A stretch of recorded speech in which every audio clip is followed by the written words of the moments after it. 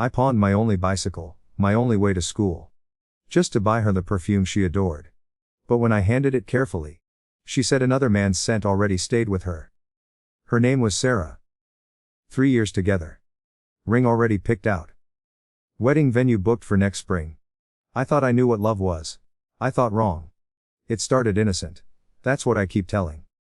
Just texting with Emma from work. She was funny. Made me laugh during those brutal 12-hour shifts at the warehouse. Sarah was always stressed about her nursing program, always exhausted when she got home. Emma made everything feel light. Just friends. I told. Nothing wrong with having friends. But friends don't text until 2 a.m. Friends don't delete conversation threads. Friends don't meet for coffee and sit closer than they should. The bicycle. God, the bicycle. It was this rusty piece of junk I'd ridden to community college for 2 years. My only transportation since my car died. Sarah always felt bad about it, watching me pedal past all the other students with their cars. I could drive. She'd say, but her Honda barely made it to her clinical rotations. Last month, I saw her lingering at the perfume counter at Macy's. This fancy bottle, 100. She sprayed a little on her wrist and closed her eyes like it trained her somewhere beautiful. Samade. She whispered, putting it back. That night, Emma texted me. Miss already. We'd grabbed coffee after work. Sat in her car talking for 3 hours. She touched my hand when she laughed. I should have gone home. Should have deleted her number. Should have told Sarah everything right then. Instead, I Emma in that parking lot. The guilt ate me alive for weeks. I kept thinking about Sarah studying until midnight, falling asleep on her textbooks. Working double shifts to pay rent. Trusting me completely. So I pawned the bike. Took it to 3 different shops until someone gave me 200. Bought that perfume. Wrapped it perfect. Planned this whole romantic evening. Didn't have to, she said when I handed it to her. But she was crying happy tears. How did even pawn my bike, I said, feeling proud. Feeling like maybe this grand gesture would wash away what I'd done. Worth everything. She opened it. Sprayed it on her wrist. Smelled it, then her face changed. This scent, she said slowly. I know this scent. My stomach dropped. One of my clinical supervisors wears this. Martinez. She looked at me with these confused eyes. He's been helping me study, staying late at the hospital. The words came out before I could stop them. What do you mean? How late? Huh, Sarah. She set the perfume down. Ryan. What's wrong with her acting strange? But I could see it. The way she touched her neck. The way she couldn't meet my eyes. The guilt I recognized because I was drowning in my own. There's something I need to tell, she said. And that's when my whole world shattered into a million pieces. Because while I was sneaking around with Emma, feeling guilty about stolen kisses, Sarah was falling in love with someone else. Someone who could drive her home from late study sessions. Someone who didn't make her watch me struggle on a rusty bicycle every day. Someone who could buy her that perfume without pawning his only way to get to school. I never meant for it to happen, she said, and I heard my own words echoed back to me. It just did. I wanted to scream. Wanted to tell her about Emma. Wanted to make her feel as betrayed as I felt right then. But looking at her, holding that perfume I'd sacrificed everything to buy, I realized something that made me sick to my stomach. We'd both been lying. Both been cheating. Both been too cowardly to face what was really wrong between us. The difference was, she was brave enough to tell the truth. I still haven't told her about Emma. I don't know how to explain that I pawned my only way to school to buy perfume. For someone who was already wearing another man's love. That I betrayed her while trying to prove I was worthy of her. That every romantic gesture was built on a foundation of lies. Now I'm sitting here. No bike. No girlfriend, no wedding, no future I can picture. Sarah moved out yesterday. Took the perfume with her. Emma stopped texting when she heard about the breakup. Guess she was only interested when I was unavailable. I walk to school now. 3 miles each way. Gives me plenty of time to think about how spectacularly I destroyed my 3 weeks since Sarah left. 3 weeks of walking to school in the rain, snow, whatever Mother Nature throws at me. But the weather's nothing compared to the storm That hit when everyone found out what really happened. I thought I could keep it quiet. Thought maybe Sarah and I could just fade away from each other's lives. Clean break. No drama. I was in.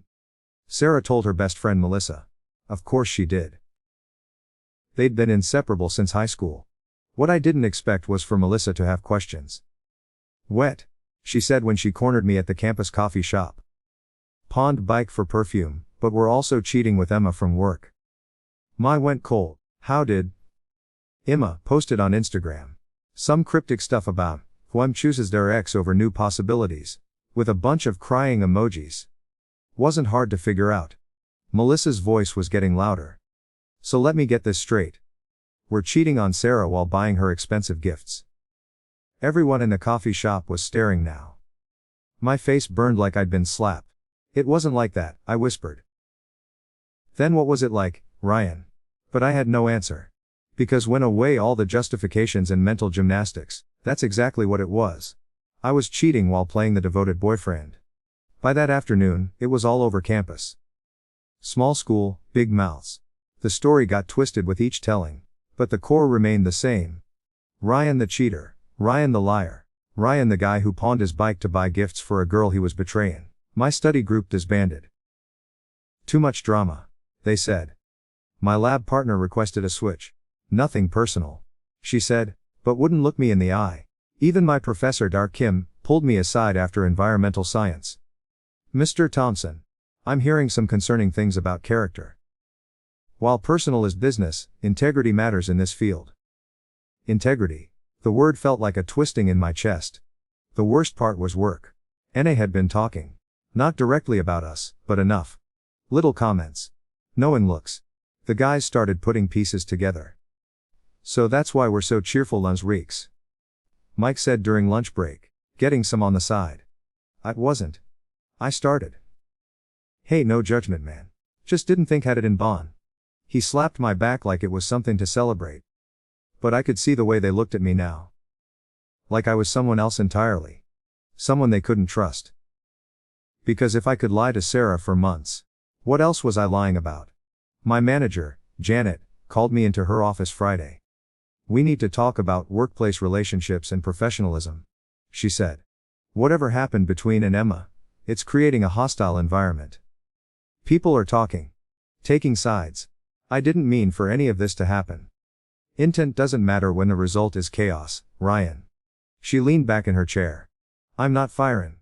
But consider this a formal warning. Keep personal business out of my warehouse. Walking home that night. 3 miles in the dark because I still couldn't afford to replace the bike. I ran into Sarah's mom at the grocery store. Mrs. Peterson had always liked me, invited me to family dinners. Asked about my classes. Treated me like the son she never had. She saw me and her whole face changed. Ryan. Her voice was ice cold. Mrs. Peterson, My daughter told me everything. She stepped closer, and I could see the anger in her eyes. That girl worked herself to exhaustion trying to become a nurse. Studied until she couldn't keep her eyes open. Worried constantly about money. About walking to school in all weather. I wanted to disappear. And repaid her dedication by sneaking around behind her back. While she was at the hospital learning to save lives. She couldn't finish. Just shook her head and walked away. But she turned back once. Know what breaks my heart most? She blamed herself at first. Wondered if she wasn't given enough attention because of school. That sweet girl thought betrayal was somehow her fault. That night I called my own mom. Needed to hear a voice that didn't me. Oh, honey, she said when I told her everything. What we're thinking. I don't know, Mom. I really don't know. Father, and I raised better than this. We taught about honesty, about treating people with respect. I know. Do. Because right now I'm looking at my son, and wondering where I went wrong. Those words hit harder than anything else. My own mother questioning how she raised me. The girl described, Sarah, she sounds wonderful. And that away for what? Some excitement, some ego boost. It wasn't about that. Then what was it about, Ryan? Help me understand how my son became someone who lies and cheats, and hurts innocent people. I couldn't answer because I didn't understand it. College became a minefield. People whispering when I walked by. Former friends avoiding me. Study sessions I wasn't invited to anymore. Emma quit the warehouse. Left a note saying she was moving back to her hometown. Didn't even say goodbye. Just gone.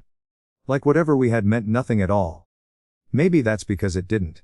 I started eating lunch alone. Sitting in the back of classrooms. Taking different routes between buildings to avoid the stares and whispers. But the worst moment came in my Psychology of Relationships class.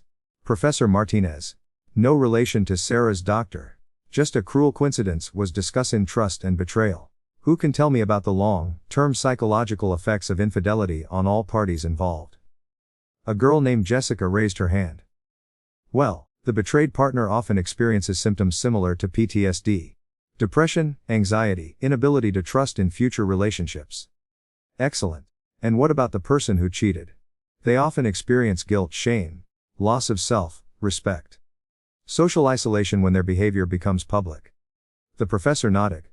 And these effects can last for years, sometimes decades. The betrayer often struggles with identity issues, wondering if they're fundamentally a bad person. I sat there feeling like he was reading my psychological profile out loud. Like everyone could see right through me to the hollow, guilty mess I'd become. Night, staring at my phone, I almost called Sarah. Almost tried to apologize, to explain, to somehow make it right. But what could I say? Sorry I cheated while pretending to love. Sorry I let blame for my failures. Sorry I destroyed 3 years with my selfishness. Some things can't be fixed with words. Some bridges completely, leaving nothing but ash and regret. I'm learning that the hard way. 6 months later. I thought the worst was behind me, I thought wrong. Sarah's little sister Emma, yes, same name as my coworker. Because apparently the universe has a sick sense of humor. Is 8 years old. Was 8 when she knew me as Ryan, who's gonna marry Sarah. The Ryan who taught her to ride her bike in their driveway. The Ryan who always brought her little gifts when I visited. She doesn't understand breakups. Doesn't understand betrayal. Only understands that the person she trusted disappeared from her, without explanation. Mrs. Peterson called my mom last week. I could hear the conversation through my bedroom wall. Emma keeps asking when Ryan's coming back, she told my mom. She's been acting out at school. Getting in fights. The counselor says she's displaying abandonment issues. My mom's voice was quiet. I'm so sorry. I don't know what to tell Ba. She drew a picture yesterday. It was supposed to be her family, but she included Ryan in it. When I asked her why, she said, because he promised he'd always be here. I had to leave the house. Walk for hours in the rain because I couldn't breathe. Because I remember making that promise. Last Christmas, when little Emma was crying, because her dad missed her death recital for work. Don't worry. I'd told her. I'll always be here. I'm gonna be part of family forever. 8-year-olds believe in forever. 8-year-olds don't understand that some people make promises they have no intention of keeping. But it gets worse. It always gets worse. My cousin Jake graduated high school this spring. Same high school I went to. Small town, everyone knows everyone's business. He came to see me last, angry and do know what they're saying about our family now? He asked. Kids at school call us the cheater family. They ask me if lying runs in our genes. Jake. I'm sorry. I lost my girlfriend because of. Her parents said they don't want their daughter dating anyone related to Ryan Thompson. Said if cheating runs in families, they don't want to take chances. 17 years old and paying the price for my choices. My little cousin, who I taught to throw a football, who looked to me his whole, now branded by association. I had to change my last name on social media. He said, voice breaking. I'm embarrassed to be related to Bine. That night I tried calling Sarah. First time in months. I needed to apologize, to somehow explain. Ryan. Her voice was different, stronger. Why are calling? I heard about Emma's sister. I'm sorry she's hurting. Long silence, then. Don't get to be sorry about Emma. Don't get to care about her now. I do care. I always cared. No, didn't. If cared. Wouldn't have destroyed her sense of security. She keeps asking if it's her fault left. An 8-year-old thinks she did something wrong because the man she trusted abandoned her family. I was crying now. Sarah, please. Maine. Ryan. The words hit like a physical Dacker Martinez proposed last month. Emma was so excited, she asked if this means she gets to keep him forever this time. Because apparently, I have to promise my 8-year-old sister that my fiancé won't disappear like did Sarah. She has trust issues now. Did know that? She won't let anyone get close because she's terrified they'll leave without warning. Didn't just break my heart. Ryan broke hers too. The line went dead. I failed my environmental science course. Couldn't focus, couldn't study, couldn't care about anything. Dr. Kim called me into her office one last time. I'm recommending take a leave of absence, she said. Grades, attitude, obvious personal struggles. Are not ready for this program. Please, Dr. Kim. I need this degree. What need is to figure out who want to be. Because right now, we're not someone I'd want working in environmental protection. Our field requires trust, integrity, thinking about long-term consequences. She leaned forward. Can't honestly tell me, demonstrated any of those qualities. I couldn't. Lost my scholarship. Had to drop out. My parents won't help with tuition anymore. We're not enabling this self-destructive pattern. My dad said. Made adult choices, face adult consequences. Back home now. 22 years old, living in my childhood bedroom, working part-time at a gas station. All my high school friends have moved away or won't talk to me. The ones who stayed treat me like a cautionary tale. Remember Ryan Thompson? Yeah, don't be like Ryan Thompson. I see Sarah sometimes. She comes home to visit her family. Always with him now, Dr. Martinez. He seems kind. Makes little Emma laugh. Drives a nice car that could easily fit a bicycle in the back if someone needed a ride. She looks happy. Genuinely. Deeply happy in a way she never looked with me. That hurts worse than anything. Because I'm realizing now that I never made her truly happy. I made her worried. Stressed. Constantly anxious about money and my future, and whether I was okay walking to school in bad weather. He gives her security. Stability. A partner. Not another problem to solve. I was never her partner. I was just another burden she carried while trying to build her own. Last week, I was buying milk at the store when I overheard two women talking. Did hear Sarah Peterson is getting married. That nice doctor from the hospital. Oh. Good for her. After what that awful boyfriend put her through. What happened? Cheating. Lying. The whole mess. Poor girl thought it was her fault for a while. Can't imagine. They walked away without noticing me standing there, holding my milk, understanding finally that I'm not just the villain in my own story. I'm the villain in everyone else's story too. The cheater. The liar. The man who broke a little girl's heart. And didn't even care enough to help her understand why. Emma texted me yesterday. My coworker Emma, the one who started all this. Heard dropped out. Sorry things didn't work out with Sarah. I stared at that text for an hour before deleting it. What was I supposed to say? Thanks for helping me destroy my. Sorry we ruined everything for a few stolen moments that meant nothing. She moved on. Got a new job, new city, new. Probably tells people about the crazy guy who cheated on his fide and then lost everything. Just another story. Just another laugh over drinks with new friends. But I'm still here. Still living with the consequences. Still walking everywhere, because I can't afford a car. Still watching my cousin struggle with a reputation he didn't earn. Still knowing that 8-year-old somewhere is learning not to trust people because of me. Some mistakes recover from. Learn, grow, move forward. Others follow forever. Changing not just, but the lives of everyone around. I thought cheating was about me and Sarah. I thought wrong. Cheating is about everyone who ever believed in. Everyone who trusted. Everyone who built their sense of security around the idea that. Good. And. When prove them wrong. When show them that trust was misplaced. Don't just break hearts. Break their ability to trust the next person. And the next, then the next. The real tragedy isn't that I lost Sarah. It's that I taught an 8-year-old that love disappears without warning. And now she'll spend years learning to trust again. It's that my cousin learned family names can become curses. It's that everyone who ever believed in me now questions their own judgment. Think, making one choice. But, are actually making 100 choices for 100 different people. And once make them, can never, ever take them back. I pawned my only bicycle to buy perfume, for someone who was already fallen in love with someone else. And somehow that became the least of my mistakes. The worst part isn't living with what I did. It's living with what I turned everyone else into: cautious, guarded, afraid to trust. That's a debt I can never repay. No matter how many years I spend walking in the rain.